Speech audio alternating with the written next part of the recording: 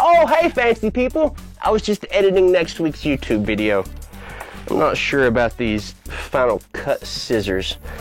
I'll finish this later. Are you guys ready for some education? Too bad, because this week we're going to continue our break from our normal routine and have some fun reviewing the history of Spider-Gwen. Welcome to That Sci-Fi Show. My name is Jay. Let's talk about the amazing Spider-Gwen.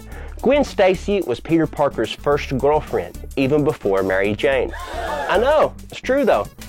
Try as he might though, Peter Parker could not save her because the power of fan hate is fatal to comic book characters. Just ask Jason Todd. And so she died both in the comic book version 44 years ago and in the movie The Amazing Spider-Man 2. I'm not crying, I've got something in my eyes.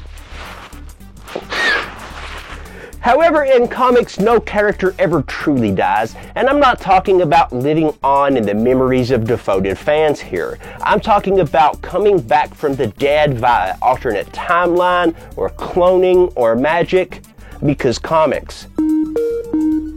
I'm sorry guys. Hang on a second. A few moments later. Hey Drake, I'm doing my show, man. Is that a replica of Thor's hammer? Yeah, it's a replica.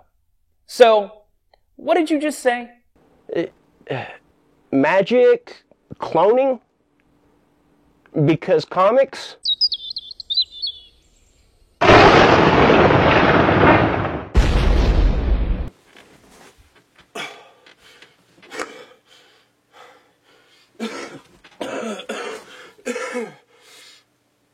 It seems like you're having some technical difficulties, so why don't I take over for just a little bit? So, Marvel created Spider-Verse, a storyline in 2014 that Marvel claims features every Spider-Man that has appeared in any media.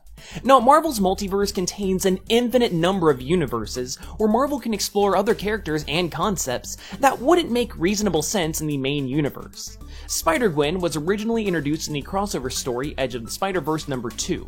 This takes place on an alternate Earth designated as Earth 65, and it was created by Jason Latour and Robbie Rodriguez, with colors by Rico Renzen. It attempted to appeal to a growing population of girls and women who are fans of comics. I can take it from here. So basically, Marvel breathed new life into the Gwen Stacy character. She was given an alternate storyline where she was bitten by the radioactive spider instead of her close friend, Peter Parker. What's more interesting here is that instead of the spider biting a second person and having two spider people, like Silk for example, Marvel elected to create an alternate universe where the tables are turned. Gwen is the one who got bitten by the spider, and Peter Parker is the one that dies. So, Jay, have you pulled yourself together yet? Yeah. Thank you for covering for me. No problem. Just get your own catchphrase. I'll do that. I'll get my own catchphrase. Gwen's origin isn't covered extensively in Edge of the Spider-Verse number 2, but instead we catch up with her when she's already famous and already Spider-Woman. Her relationship with Peter Parker is also explored. In this universe, Peter Parker is a sensitive student who gets bullied. When Gwen stands up for him, the bully taunts him because a girl came to his aid. This inspires him to create a serum that will give him the same powers as Spider-Woman, his inspiration. Unfortunately, the injection mutates him and he becomes like a lizard creature man thing.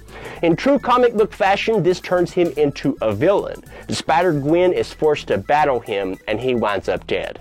When he dies, he becomes a martyr in the public eye, and Spider-Gwen is vilified in the media. The public doesn't understand that Peter Parker was the lizard creature man thing. The Spider-Woman's own father doesn't even understand what happened and is out to get Spider-Woman, again, in true comic book fashion. Don't say because comics. Don't say because comics. The popularity of this book encouraged Marvel to launch a new series by the same creators featuring Spider-Gwen, and I highly recommend that you check it out. So that's it for this episode of That Sci-Fi Show. I'd like to thank Drake for slumming it on this channel with me today. Like this video and subscribe and whatnot, and until next time, I'm Jay Parks.